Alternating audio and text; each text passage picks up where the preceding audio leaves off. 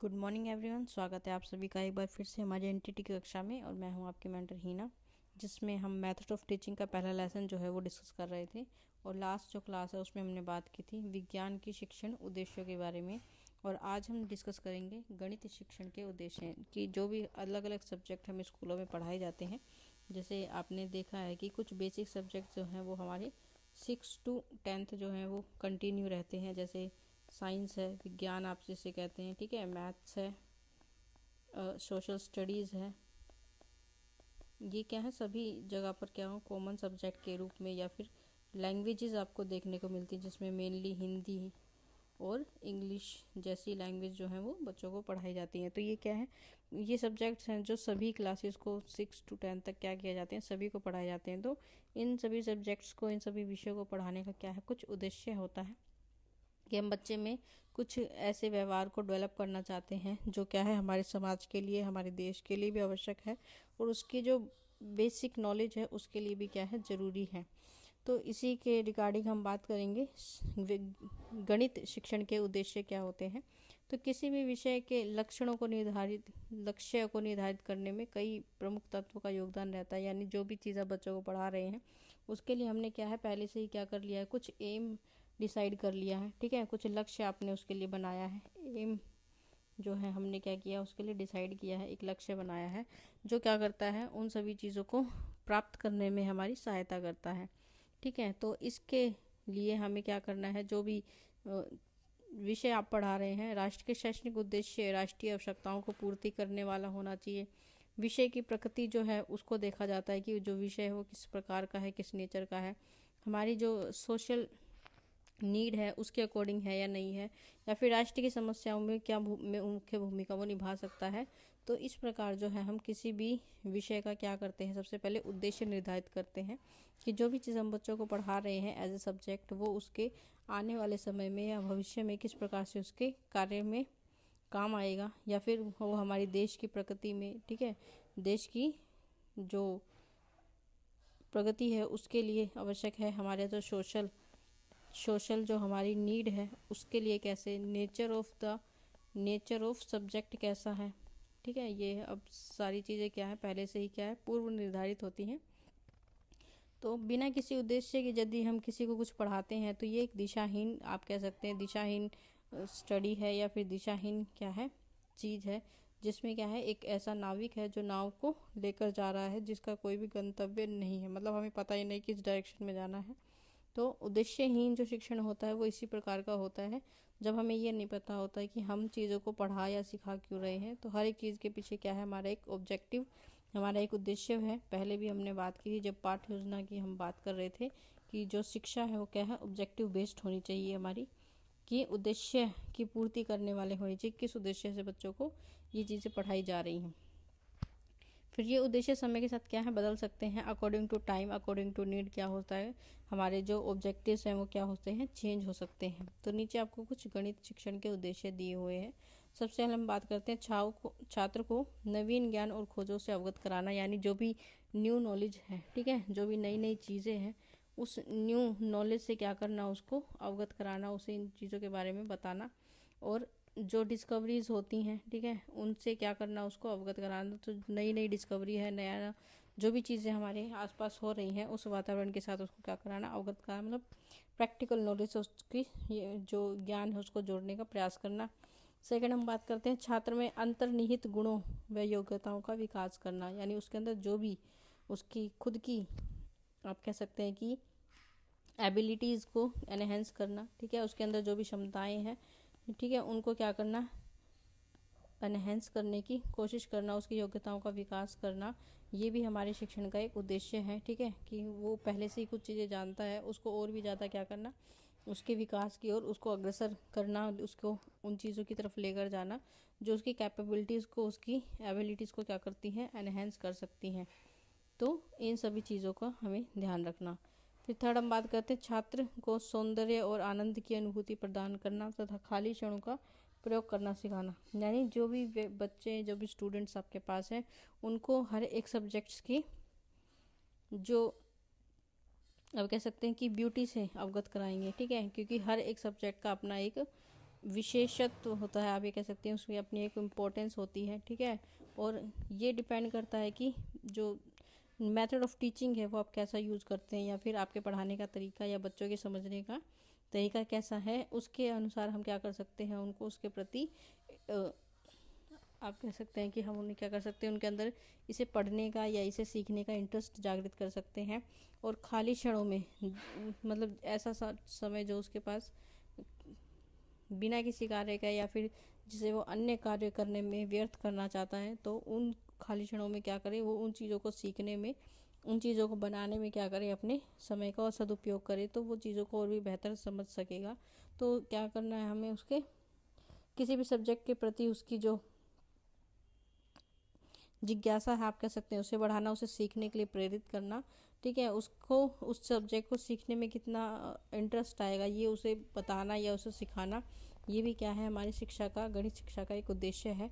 क्योंकि जो मैथ्स है वो क्या है, एक आप कह सकते हैं प्रैक्टिस सब्जेक्ट है। जितनी ज़्यादा प्रैक्टिस आप मैथ्स की, गणित की करते हैं, ये आपका उतना ही बेहतर, उतना ही अच्छा होता है। तो इट नीड प्रैक्टिस। तो आपको उसने ये समझाना, ये बताना कि ये जो चीज़ है, इसको करने में भी क्या है, आपको एक आनंद मिलेगा यदि आप इसे पूरे इंटरेस्ट से, पूरी रुचि के साथ करते हैं तब। फिर है छात्र ज्ञान, सूझबूझ, रुचि और कलाओं आदि से सुशोषित करना। मतलब व्यक्ति के अंदर हर एक तरह की एबिलिटी को डेवलप करने की कोशिश करना, कि नॉलेज भी हम उसे देना चाहते हैं, ठीक है, ताकि कभी कोई उससे कोई प्रश्न पूछे तो ऐसा ना हो कि उसे आता नहीं है, ठीक है। उसकी इंटरेस्ट के अकॉर्डिंग चीज़ों को करना, मतलब उसकी रुचि के अनुसार चीज़ों को लेकर आना। उसका कलाओं में मतलब अलग अलग तरह की जो एक्टिविटीज़ होती हैं, कल्चर एक्टिविटीज़ आप कह सकते हैं, ठीक है। इसके साथ साथ साहित्य, पोयम या पोएट्री जो होती है, ठीक है, या फिर स्टोरीज़, ठीक है। इस प्रकार की जितनी भी एक्टिविटीज़ होती हैं, उन हर एक्टिविटीज़ में हमें क्या करना है, बच्चे को जो है सिखाना है, हर एक फील्ड में आगे बढ़ाने की कोशिश करनी है। तो जितनी भी कलाएं, आप कह रहे हैं कि जितनी भी कल्चरल एक्टिविटीज़ होती है, उनमें भी उसका इंटरेस्ट होगा। तो हर एक चीज़ को साथ लेकर चलना, ताकि उसका एक पूर्ण विकास हो सके, उसकी हर एक कैपेबिलिटी को हम क्या कर सकें, ग्रो कर सकें। तो इस पर हमें जो है ध्यान देना है।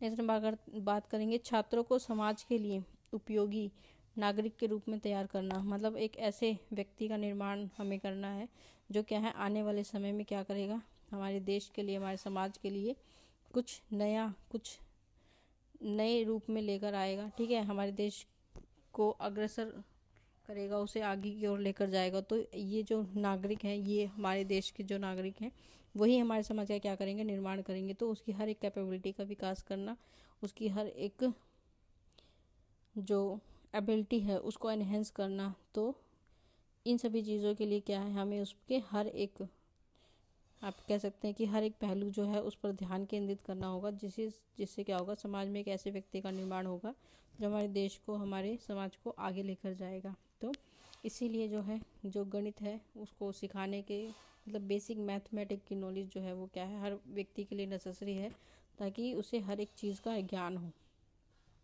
नेक्स्ट हम बात करते हैं प्राथमिक स्तर पर, यानी प्राइमरी लेवल पर जो मैथ आपको सिखाया जाता है, उसके भी कुछ उद्देश्य होते हैं, ठीक है। क्या कह रहा है, प्राथमिक स्तर पर गणित के उद्देश्य, यानी जो प्राइमरी कक्षाएं 1 से 5 की होती हैं, ठीक है, उस पर जो मैथ्स को सिखाने का उद्देश्य है वो क्या होता है कि सबसे पहले विद्यार्थी में सतर्कता, दक्षता और गणितशीलता लाने की आदत को पैदा करना। यानी हम चाहते हैं कि बच्चा जो है वो मैथ्स की चीज़ों में, गणित के विषय में क्या बन जाए, एक्टिव बने, ठीक है।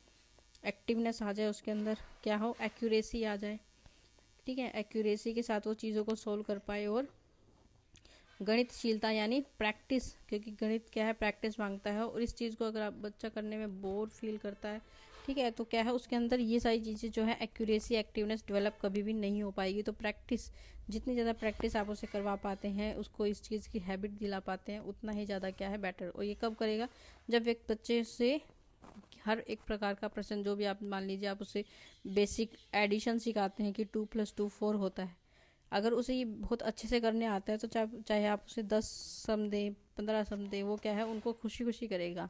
तो ये जो प्रैक्टिस है, ये प्रैक्टिस की हैबिट जो है उसके अंदर डेवलप करना, जो मैथ्स की एक्यूरेसी को, उसकी एक्टिवनेस को क्या है बढ़ाने में सहायता करता है। नेक्स्ट है दैनिक जीवन में इन क्षमताओं का अनुप्रयोग करना, यानी जो आपकी डेली बेस एक्टिविटीज़ होती हैं, ठीक है, डेली बेस जो एक्टिविटीज़ होती हैं उनमें क्या करना है, मैथ्स का यूज़ करना। जैसे काउंटिंग, ठीक है, बच्चे को काउंटिंग आनी चाहिए ताकि वो चीज़ों को क्या कर सके, काउंट कर सके, ठीक है, चाहे वो कहीं खेल रहा है या फिर किसी अन्य कार्य में लीन है या कुछ भी कर रहा है, तो उसे क्या आनी चाहिए, काउंटिंग आनी चाहिए कि एक ऐसा होता है, दो ऐसा होता है। तो ये सारी क्या है दैनिक जीवन की चीज़ें हैं जिसमें हम क्या करना चाहते हैं, बच्चा क्या करे, इन सब चीज़ों का अनुप्रयोग करे, इसका यूज़ करना उसे आना चाहिए कि हम इसका इस्तेमाल कैसे कर सकते हैं। तो दैनिक जीवन में हमें अपने मैथमेटिक्स का यूज़ करना आना, अनुप्रयोग करना आना, ये भी क्या है प्राइमरी शिक्षा का उद्देश्य है। फिर हम बात करते हैं प्राथमिक स्तर पर गणित शिक्षा के जो उद्देश्य हमें प्राप्त होते हैं, कि इस स्तर पर छात्र पढ़ने लिखने व गिनने की कलाएं सीखता है। मतलब ये जो प्राइमरी लेवल है एजुकेशन का, आप ये कह सकते हैं कि ये जो स्तर है इसमें बच्चे को जो बेसिक जैसे काउंटिंग है, ठीक है, वो क्या आनी चाहिए, लिखनी भी आनी चाहिए, ठीक है, राइट करने भी आनी चाहिए और ओरली भी आनी चाहिए। ऐसा नहीं कि बच्चों को क्या नहीं है, अक्षरों का क्या नहीं है। यानी आप उसे कह रहे हैं 3, तो वो मन में विचार कर रहा है कि 3 कैसे बनता है, तो उसे क्या है आपको पढ़ाना है, तो कैसे अक्षरों का ज्ञान कराना है। तो इसके लिए क्या है उसे गिनने की कलाएं मतलब आनी चाहिए कि 1 2 3 ये सब कैसे होता है। तो ये क्या है प्राइमरी मतलब जो बेसिक लेवल है उस पर क्या है बच्चे को अक्षरों का ज्ञान कराना, ये सबसे ज़्यादा महत्वपूर्ण है। जब तक उसे अक्षरों को बनाने का या उसे समझने का ज्ञान नहीं होगा, वो ना तो रिटर्न कर पाएगा ना ही ओरली उसको क्या कर पाएगा, मतलब आप बोलेंगे कुछ, उसके माइंड में इमेज किसी और चीज़ की बनेगी। अगर उसने सोचा कि 3 ऐसे नहीं ऐसे बनता है, ये उसका 3 है, तो ये क्या है एक कम्युनिकेशन गैप है। मतलब आपने बच्चे को जो है सही बेसिक जो अक्षरों की नॉलेज है वो नहीं दी।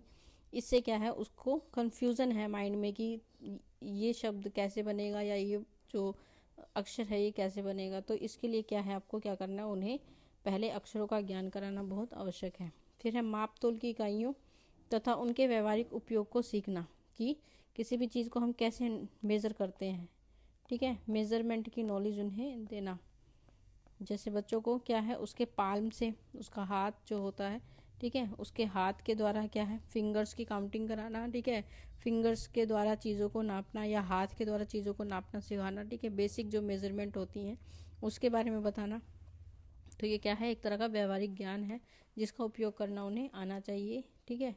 फिर नेक्स्ट हम बात करते हैं मौखिक व लिखित गणनाओं में समुचित दक्षता प्राप्त करना, यानी जो भी चीज़ें आप ओरली या रिटर्न करके उन्हें सिखाना चाहते हैं उसमें क्या होना चाहिए, बच्चा एकदम परफेक्ट होना चाहिए, दक्ष होना चाहिए। यानी जो भी चीज़ें आपने उसे सिखाई है परफेक्टली, बिना किसी भय के वो उन चीज़ों को क्या कर सके, आपको बता पाए, ओरली लिख कर दिखा पाए, रिटर्न करके दिखा पाए। इसी को हम क्या कहते हैं, दक्षता कहते हैं, ठीक है, परफेक्शन आप इसे कह सकते हैं कि हम क्या लाना चाहते हैं उसमें परफेक्शन लेकर आना चाहते हैं, ताकि वो क्या कर सके, चीज़ों को बोलकर और लिखकर दोनों तरह से अपने विचारों को जो है वो साझा कर सकें।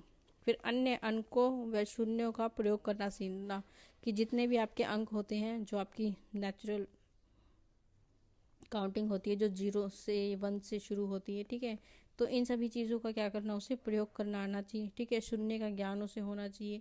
ये सारी चीज़ें जो है उसे प्राथमिक स्तर पर क्या है सिखाई जाती हैं, और ये जो प्राथमिक स्तर का ज्ञान है वही उसके आगे जाकर क्या करेगा, उसके दूसरे स्तर के ज्ञान को क्या करेगा, मजबूत बनाएगा। क्योंकि बेसिक नॉलेज के बिना आप उसके अंदर ऐसी चीज़ों को नहीं नॉलेज के रूप में डाल सकते जो क्या है उसके आने वाले भविष्य में क्या है काम आएंगी। फिर कह रहे साधारण गणनाएं और जुलना करना या फिर समस्याओं को समझना, कि बेसिक जो कैलकुलेशन की बात कर रहा है ये, ठीक है, कि बेसिक हमारी जो कैलकुलेशन होती है, ठीक है, उसका ज्ञान जो है उसको होना प्राथमिक स्तर पर। जैसे एडिशन आप सिखाते हैं, ठीक है, एडिशन जोड़ना बच्चों को सिखाना, सब्ट्रैक्शन सिखाना, घटाना, ठीक है, मल्टीप्लिकेशन, ये क्या है बेसिक कैलकुलेशन में आती हैं। तो इन सभी चीज़ों का क्या करना, उसे पहचानना कि अब इसमें एडिशन होगा, इसमें सब्ट्रैक्शन होगा। जैसे सिंबल्स होते हैं, ये एडिशन के लिए होता है, सब्ट्रैक्शन के लिए होता है, मल्टीप्लिकेशन के लिए होता है, और उसके बाद डिवीज़न की बात कर रहे हैं हम, ठीक है, डिवीज़न के लिए ये, तो ये सिंबल्स उसको ये बताएंगे कि हमें क्या करना है, एडिशन करना है या सब्ट्रैक्शन करना है। तो इन सभी चीज़ों की क्या करनी, उन्हें जानकारी देना, ठीक है, ताकि वो क्या करके सिंपल जो चीज़ें हैं उनको क्या कर सके, समझ सके। जोड़, घटाना, गुणा, भाग आदि मौलिक नियमों की जानकारी देना कि एडिशन कब होता है, ठीक है, मतलब कब हम चीज़ों को ऐड करते हैं जैसे, और कब हम उनसे सब्ट्रैक्ट करते हैं। बेसिक सब्जेक्ट की नॉलेज आप ज़्यादा बेटर दे सकते हैं, क्योंकि सब्जेक्ट तो नॉलेज हर किसी की होती है, उस सब्जेक्ट को पढ़ाना कैसे, मेन फोकस हमें इस चीज़ पे करना है कि हम इस चीज़ को कितने बेटर वे से, कितने इंटरेस्टिंग वे से जो है उनको सामने डिलीवर कर सकते हैं। उसी को हम क्या कह रहे हैं कि इस तरीके से बच्चे को पढ़ाना कि उसकी बेसिक नॉलेज क्या हो, एनहेंस हो, और वो चीज़ों को बेहतर तरीके से सीखे, लंबे समय तक उसको ये चीज़ें याद रहें।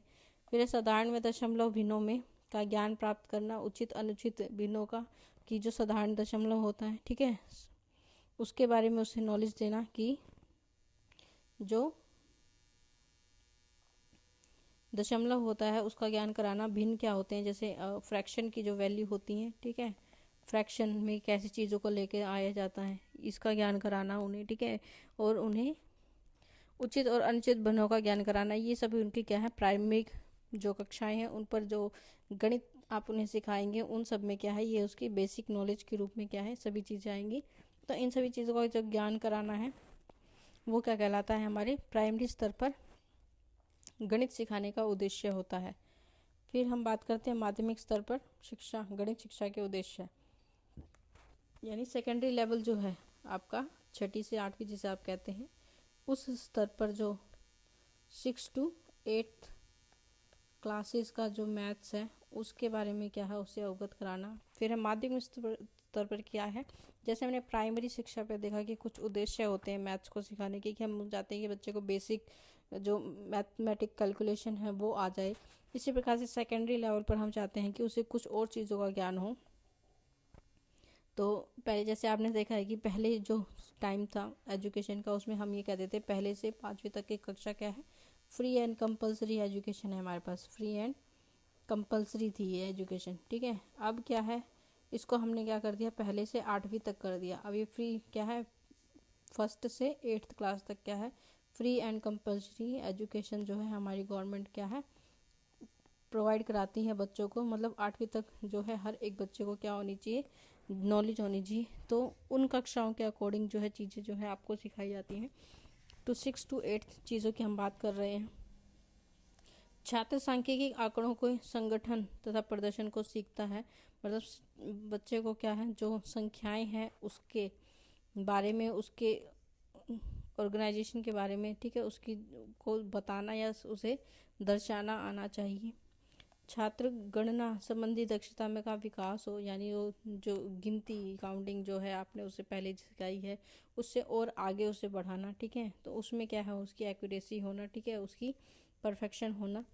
फिर है विद्यालय में प्राप्त ज्ञान दैनिक जीवन में प्रयोग करना, मतलब जो भी कैलकुलेशन, जो भी चीज़ें आप उसे सिखा रहे हैं, ठीक है, उसको क्या करना, अपनी डेली एक्टिविटी या डेली लाइफ में उसका इस्तेमाल करना। जैसे आप शॉप से सामान लेते हैं या बेसिक चीज़ें खरीदते हैं तो कितने रुपए दिए आपने, कितने आपको वापस मिलने चाहिए। तो इस तरह की जो चीज़ें होती हैं क्या है, हम मैथ्स का ही कैलकुलेशन यूज़ कर रहे हैं अपनी डेली लाइफ में। तो ये क्या है, बेसिक सी एक चीज़ है जो क्या है हमें मैथ्स सीखने को मिली है और इसका उपयोग हम अपनी डेली लाइफ में करते हैं।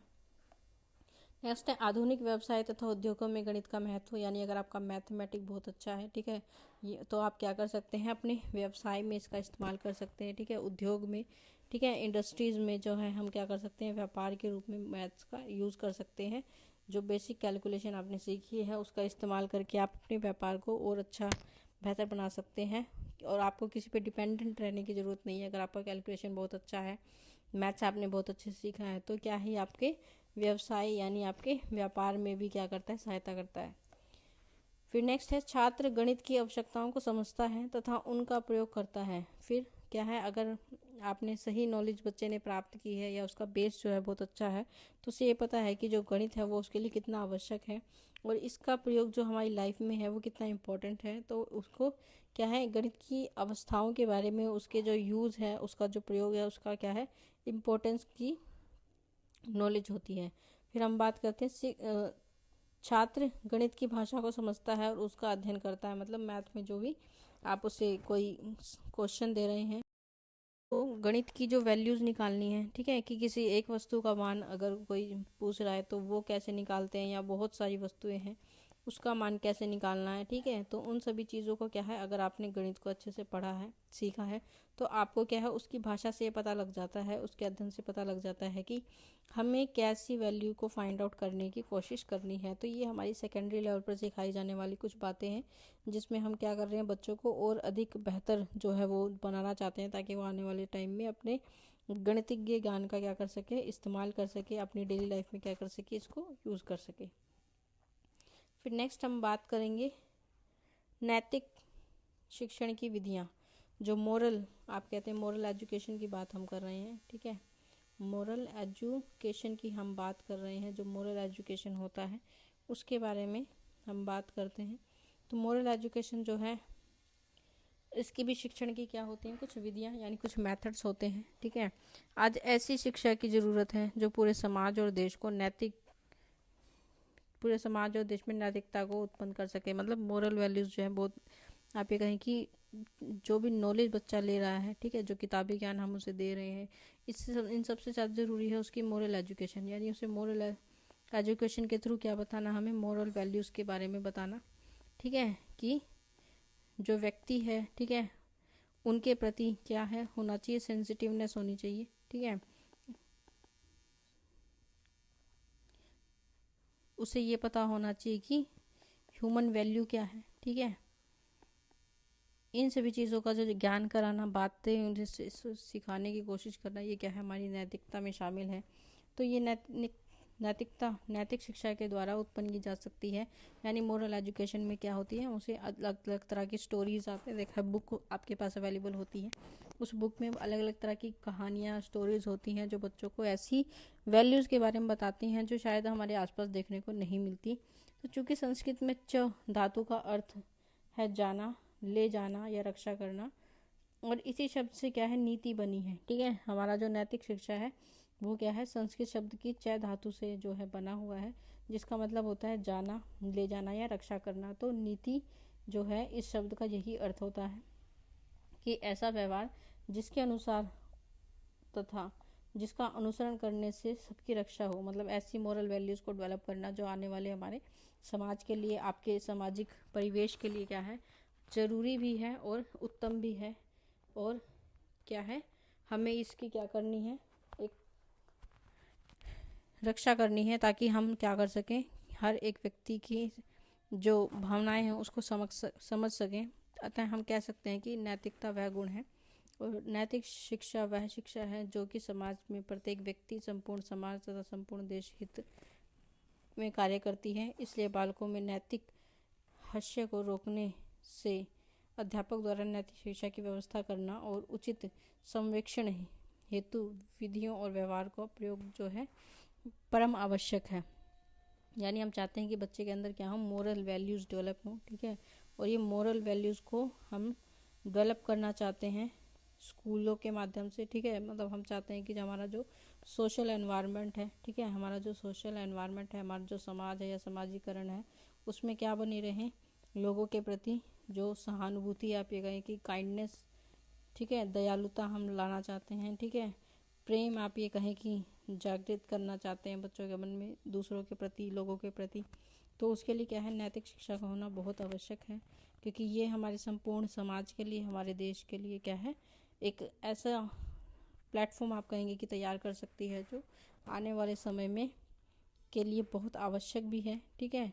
और इसको हम क्या कर सकते हैं, नैतिक शिक्षा के द्वारा बच्चों के अंदर समायोजित कर सकते हैं, उनके अंदर इस भावनाओं को लेकर आ सकते हैं। अब देश प्रेम की भावना कहें, ठीक है, ऐसी सारी बातें जो हैं नैतिक शिक्षा में हमें बताई या सिखाई जाती हैं। फिर विद्यालयों में नैतिक शिक्षण की विधियों का स्वरूप, कि जो स्कूल्स हैं उसमें नैतिक शिक्षा जो है वो किस प्रकार से, जैसे पहले नैतिक शिक्षा जो थी वो थी, उसके बाद क्या है ये बंद हो गई थी, मोरल वैल्यू जो है, मोरल एजुकेशन जो है ये बिल्कुल ही ख़त्म हो गई थी। और अब ये दोबारा से क्या है, कंपल्सरी, ठीक है, एज ए कंपल्सरी एजुकेशन जो है इसे फिर से शुरू किया गया, यानी 8वीं तक बच्चों को ये जो है वो सभी को पढ़ाई जाएगी। 8वीं तक या 10वीं तक बच्चों को सबको पढ़ाई जाएगी, ताकि उन्हें क्या है, नैतिक शिक्षा का ज्ञान हो। तो सबसे पहले जो महापुरुषों के आदेशों से अवगत कराना, मतलब जो भी हमारे अच्छे अच्छे आपने देखा है कि ऋषि मुनि हुए हैं, ठीक है, ऋषि मुनियों द्वारा, ठीक है, या फिर आप ये कह सकते हैं कि बड़े बड़े कवियों द्वारा, ठीक है, विद्वानों के द्वारा जो बातें बताई जाती हैं, हम चाहते हैं कि इनका जो, क्योंकि आज के टाइम में तो हमारे पास सिर्फ स्कूल है, ऐसा कोई प्लेटफॉर्म नहीं है जहाँ से बच्चों को धार्मिक या फिर ऐसी चीज़ों से अवगत कराया जा सके। तो विद्यालयों में ही क्या है, हम करना चाहते हैं, मोरल एजुकेशन के थ्रू बच्चों के अंदर ये आदर्शों को लेकर आना चाहते हैं। तो अध्यापक द्वारा महापुरुषों के आदेशों का चलचित्र, यानी आप क्या कर सकते हैं, उन्हें वीडियो दिखा सकते हैं, उनकी जो अलग अलग पुस्तकें हैं उनकी कहानियाँ उन्हें सुना सकते हैं, ठीक है, जिससे क्या है उनके अंदर ये मोरल वैल्यूज़ डेवलप होती हैं। दूसरा आप क्या कर सकते हैं, अध्यापक और छात्र में घनिष्ठ संबंध, मतलब टीचर और स्टूडेंट के अंदर एक बहुत अच्छा जो है वो आप क्या कर सकते हैं, रिलेशन डेवलप कर सकते हैं, ठीक है। जो टीचर स्टूडेंट रिलेशन होता है उसको क्या करना, बहुत घनिष्ठ, यानी एक अच्छा रिलेशन डेवलप करना, ठीक है। जो क्या है, आजकल हम देखते हैं कि अध्यापक और छात्र का संबंध करीब है, तो करीब समाप्त होता जा रहा है। अतः छात्रों और अध्यापकों के संबंध में घनिष्ठता बनाने के लिए ध्यान देना आवश्यक है, यानी ऐसा होना चाहिए कि एज ए फ्रेंड जैसी जो चीज़ें हैं आप अपने व्यवहार में लेकर आ सकते हैं, और बच्चों के साथ उनके अंदर इस मोरल वैल्यूज़ को डेवलप करने में क्या कर सकते हैं, सहायता कर सकते हैं, क्योंकि वो क्या करते हैं, टीचर्स की बातों पर अधिक ध्यान देते हैं इन कंपेयर टू, आप ये कह सकते हैं, माता पिता, क्योंकि क्लोजनेस जो होती है वो क्या करती है, चीज़ों से लोगों को अटैच करती है। तो जो ये टीचर स्टूडेंट रिलेशन है उसको हम और बेहतर बना सकते हैं, और इस प्रकार की मोरल वैल्यूज़ को क्या कर सकते हैं, बच्चों के अंदर डेवलप कर सकते हैं। फिर नेक्स्ट हम करते हैं कर्तव्य परायणता तथा अनुशासन, कि उनके अंदर क्या होनी चाहिए, कि एक चीज़ों के प्रति क्या होना चाहिए, डिसिप्लिन होना चाहिए, ठीक है, मतलब एक अनुशासन हम उनके अंदर डेवलप करना चाहते हैं। विद्यालय का वातावरण ऐसा हो कि छात्र और अध्यापक अनुशासन तथा कर्तव्य की ओर विशेष ध्यान दें, मतलब डिसिप्लिन अनुशासन में रहना उन्हें सिखाना, ठीक है, विद्वानों की बातों को सुनना, ठीक है। इस प्रकार के आप क्या कर सकते हैं कि आप अपने स्कूल में जो है लेक्चर अरेंज करा सकते हैं, आप ये कह सकते हैं लेक्चर मेथड के द्वारा अच्छे अच्छे ऐसे व्यक्तियों को बुलाया जा सकता है, जो क्या कर सकते हैं, बच्चों को ऐसी चीज़ों के बारे में, ऐसी विधाओं के बारे में बताएंगे, जिससे क्या है उनका नैतिक शिक्षा के नैतिक मूल्य जो है उनका वो डेवलप होगा। अच्छी अच्छी बातें उन्हें वो बताएंगे, सिखाएंगे, ठीक है। संतों द्वारा इस प्रकार के आयोजन जो है स्कूल में किए जा सकते हैं, जो क्या है उनके अंदर नैतिक शिक्षा को और भी बेहतर बनाएंगे। तो ये प्रयास स्कूलों में किया जा सकता है। फिर हम बात करते हैं नैतिक शिक्षा को अनिवार्य किया जाए, मतलब कंपलसरी इसे कर देना चाहिए, ताकि सभी जो हैं इसे सीखें। ये क्योंकि मोरल वैल्यू आप ये कहीं बहुत इम्पोर्टेंट है, क्योंकि व्यक्ति अगर मनुष्य को मनुष्य नहीं समझेगा तो ऐसी एजुकेशन का कोई फ़ायदा नहीं है। इसलिए नैतिक शिक्षा को क्या करना चाहिए, अनिवार्य कर देना चाहिए, कंपलसरी आप इसे कह सकते हैं, कंपलसरी या फिर नेसेसरी इसे कर देना चाहिए। नैतिक मूल्यों के विकास के लिए आवश्यक है कि नैतिक शिक्षा को अनिवार्य घोषित करना चाहिए। अगर हम चाहते हैं कि आने वाले समय में आने वाली जो जनरेशन है वो क्या करे, अपनी संस्कृति को, ठीक है, अपनी जो संस्कृति है, अपनी जो परिवेश है, ठीक है, उसको साथ लेकर चले, तो नैतिक मूल्यों का होना क्या है, अति आवश्यक है, ठीक है। अपनी कल्चरल एक्टिविटीज़ के बारे में जाने, अपनी जो पहले की जो संस्कृति है उनके बारे में जाने, तो इसके लिए नैतिक मूल्यों का होना आवश्यक है। फिर है प्रधानाचार्य और अध्यापक गणों का निष्पक्ष होना, यानी जो टीचर्स हैं या फिर आपके जो प्रिंसिपल्स हैं या आपके हेड मास्टर हेड मिस्ट्रेस जो भी हैं, वो क्या होनी चाहिए, पार्शियलिटी नहीं होनी चाहिए किसी चीज़ में, कि सभी के साथ एक जैसा व्यवहार उनका होना चाहिए। विद्यालयों में प्रधानाचार्य और अध्यापकों के ऊपर पूरा पूरा दायित्व होता है, और उनके व्यवहार आदि का छात्रों के ऊपर बहुत असर पड़ता है, बहुत प्रभाव आप ये कह सकते हैं कर पड़ता है। तो उनका जो व्यवहार है वो भी कैसा होना चाहिए, इस प्रकार का होना चाहिए कि बच्चे उनको देखकर या फिर उनकी बातों से जो है आप एनकरेज होकर जो है मोरल वैल्यूज़ उनके अंदर वो वैसी डेवलप हो सकती हैं। वो अपने टीचर को, अपने प्रिंसिपल को, प्रधानाचार्य को एज ए रोल मॉडल जो है अपने जीवन में ले सकते हैं या देखते हैं, तो वैसी ही वैल्यूज़ उसके अंदर क्या होंगी, डेवलप होंगी। तो इसमें जो है वो कैसा जो निष्पक्ष होना, यानी सत्य बोलना या सच बोलना, ऐसी चीज़ें जो है बच्चे के अंदर जो डेवलप करना चाहते हैं, तो ये जो टीचर और स्टूडेंट हैं वो भी क्या कर सकते हैं, इसमें एक महत्वपूर्ण भूमिका निभाते हैं। फिर आप बात करें नैतिक मूल्यों का मूल्यांकन करके पुरस्कार एवं दंड का प्रावधान, कि आप क्या करें, मोरल वैल्यूज़ को ध्यान में रखकर क्या कर सकते हैं, किसी भी बच्चे को जो है वो उसको आप कह सकते हैं पुरस्कृत भी कर सकते हैं और उसे दंड भी दे सकते हैं। ठीक है, तो जो छात्र विद्यालय में अनैतिक कार्य करते हैं, यानी ऐसी कोई एक्टिविटी करते हैं जो दूसरों के लिए क्या है, अच्छी नहीं है, ठीक है, तो उसे सुधारने के लिए, उसे उसमें चेंज लाने के लिए यदि उनके सुधरने के दंड की आवश्यकता है तो उसके अनुसार भी आप उसे दंड दे सकते हैं या फिर समझा सकते हैं। तो इससे क्या है, दूसरे बच्चों पर इस चीज़ का एक प्रभाव पड़ेगा कि अनुचित और उचित में क्या फ़र्क होता है। इससे के विपरीत जो छात्र सही, अनुशासित है, उत्तम है, नैतिक है, यानी प्रॉपर हर एक वैल्यूज़ जो है उसके अंदर डेवलप है या हो रही है धीरे धीरे, या फिर उसके अंदर बदलाव आ रहा है, तो आप उसे क्या कर सकते हैं, समय समय पर उन्हें पुरस्कृत भी कर सकते हैं। उसके नैतिक मूल्यों का मूल्यांकन हम व्यक्तित्व को मापना परिस्थिति परीक्षण विधि के द्वारा भी कर सकता है कि बच्चा कितना हेल्पफुल है। ठीक है, जैसे बहुत सारी एक्टिविटीज़ होती हैं आपके स्कूल में, ठीक है, हेल्पफुल कितना है, दूसरों की सहायता कितना करता है, ठीक है, वो एक्टिव कितना है, कितना आज्ञाकारी है, ठीक है, दूसरों की जो बात है वो कितने मानता है, ठीक है, आपकी ऑर्डर को कितना फॉलो करता है, ठीक है, अनुशासन में कितना रहता है, डिसिप्लिन जो है उसके अंदर कितना है।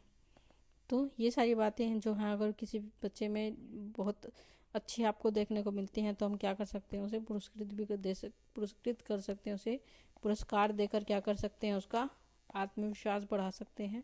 ठीक है, तो ये जो वैल्यूज़ हैं इसे देखकर जो दूसरे बच्चे हैं वो क्या होंगे, इससे प्रभावित होंगे और उनके अंदर भी क्या होगा, ये शिष्टाचार जो है वो डेवलप होना शुरू होगा। तो इसके लिए हम ये सब चीज़ें जो हैं वो कर सकते हैं।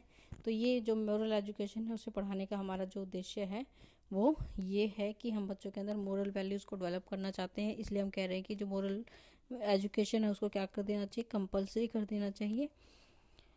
तो इन सभी चीज़ों को डेवलप करने के लिए मोरल वैल्यूज़ में बहुत सारी चीज़ें आती हैं। ठीक है, जैसे अनुशासन भी आता है, ठीक है, लोगों के प्रति काइंडनेस, आप दयालुता कितना दिखाते हैं, ठीक है, कि ये सारी चीज़ें जो हैं सच बोलना और दूसरों के प्रति सहानुभूति रखना, सिंपथी रखना, ठीक है, ये सारी चीज़ें जो हैं आपकी मोरल वैल्यूज़ में आता है। कि कोई व्यक्ति आपके साथ में बैठ के रो रहा है तो आपको कोई फ़र्क नहीं पड़ रहा है, ठीक है, ऐसा नहीं होना चाहिए। तो सिंपथी जो है उसके अंदर डेवलप करनी है, बच्चे को सेंसिटिव बनाना, मतलब उसके अंदर भावनात्मक विकास करना, ठीक है, और दूसरे के प्रति क्या होनी चाहिए, उसके अंदर काइंडनेस होनी चाहिए, दयालुता होनी चाहिए। तो इन्हीं सब चीज़ों को हम क्या करना चाहते हैं, उसके अंदर डेवलप करना चाहते हैं। और ये आप कह सकते हैं कि देश के प्रति प्रेम जागृत हो, ठीक है, तो इन सब चीज़ों के लिए उसे एनकरेज करने के लिए जो मोरल एजुकेशन है ये बहुत इम्पोर्टेंट है। इसका एक विशेष रोल आप कह सकते हैं, बच्चों के अंदर हम कह सकते हैं संस्कार डेवलप करना चाहते हैं, तो ये जो है बहुत एक इम्पोर्टेंट रोल प्ले करती हैं। तो आज हमने नैतिक शिक्षा और मैथ के जो सब्जेक्ट हैं उनके उद्देश्य के बारे में पढ़ा। नेक्स्ट हम अगली क्लास में बात करेंगे अपनी जो इतिहास है उसके शिक्षण विधि के बारे में, और इंग्लिश जो लैंग्वेज है उसका जो उद्देश्य है क्या है बच्चों को पढ़ाने का। तो वो दोनों हम अपनी अगली क्लास में डिस्कस करेंगे, और उनके साथ ही आपका ये जो चैप्टर फर्स्ट है वो क्या हो जाएगा, कंप्लीट हो जाएगा। आप आशा करते हैं आप इन लेसन को खुद से भी पढ़ रहे होंगे और आपको चीज़ें जो हैं वो समझ में आ रही हैं। तो आप इस क्लास को देखें और इसे पढ़ें। नेक्स्ट हम अपनी अगली क्लास में मिलेंगे, तब तक के लिए धन्यवाद।